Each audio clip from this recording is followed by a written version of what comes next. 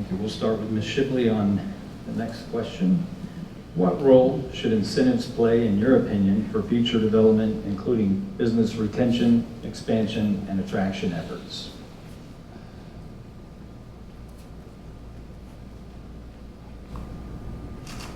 Sorry. Yeah, as I mentioned earlier, we have actually really a lot of economic development tools, and luckily we have lots of partners, including the Chamber, that help us with those things and coming up with projects that are going to bring jobs. Unfortunately, there's a sort of a circular thing. One of our problems with attracting businesses or business retention is housing, and our problem with housing is jobs. So the snake's kind of eating its tail, and we've had a really hard time untangling that, I think, as a community, in some ways because of geography, but also maybe we could be using our incentives a little more efficiently. And I'll say something kind of strong here. There is a difference between an incentive and a reward. I feel like on occasion incentives have been given to someone who was already going to build something or already going to have that business, and that giving them that level of incentives was really just over and above. So I just think we need to be a little more mindful, and I think this commission has been over the last few years, and we need to be better in the future about that. So I support the continuation of the Catalyst program. I think that's the one that we're really banking on. We've had some successes there in East Hills Business Park, and we also have some successes, have a success in Venture Park, and we're looking at another one. We need to evaluate the Catalyst program and see, is it doing what we want it to do? And then make changes from that as we need to. Other incentives,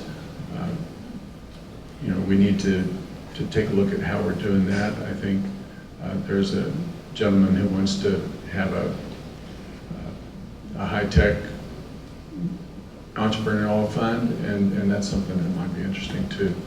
So there's some opportunities, and I think that working with Steve Kelly and the Chamber is where we are right now, and so we can be successful with it.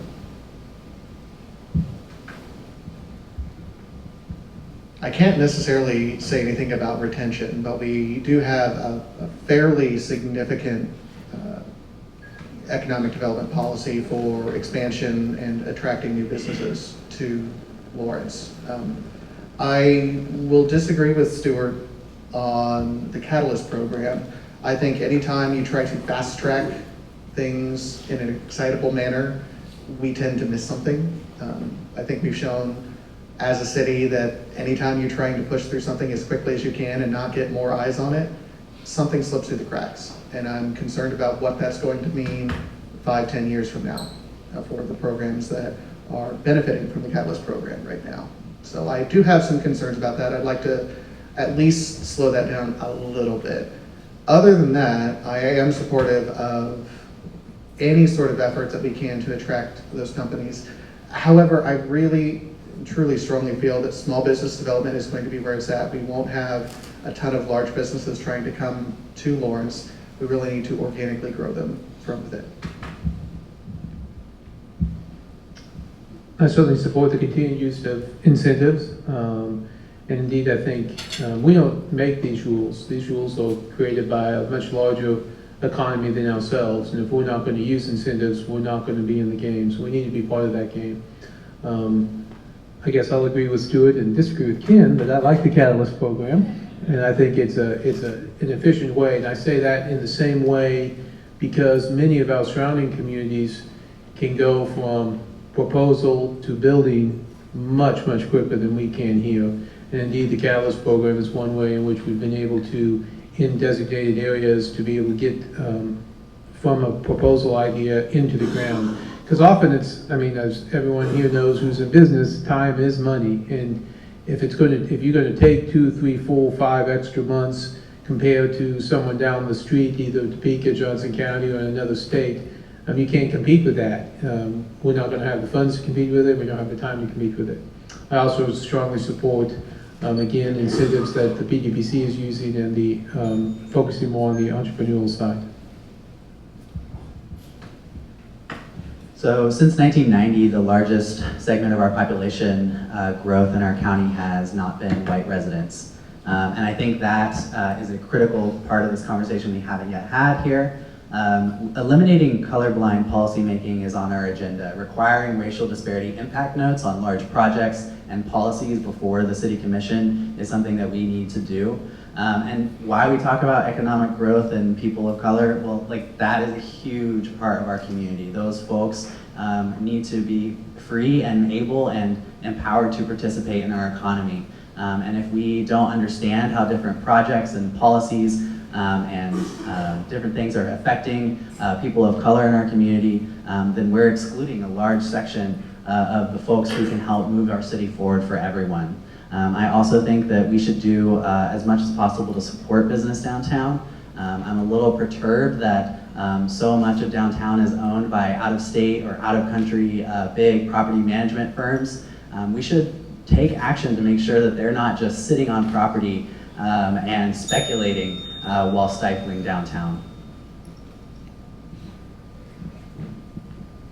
Incentives ought to be used to bring good, well-paid primary jobs to companies that integrate well into our community, that can be part of the overall business landscape, that complement each other well, that can draw on the regional education system, not just Peasley Tech and the university, but from around the area, actually bring more folks into the city. We should be looking at incentives to grow small businesses and encourage expansion. And we cannot ignore the fact that a lot of jobs in our city are causing Eudora and Baldwin City to be bedroom towns for Lawrence. And we have got to bring down the price of housing collectively if we expect anyone to want to come in and base themselves here. We've also got to bring good primary jobs to downtown, like Decipher.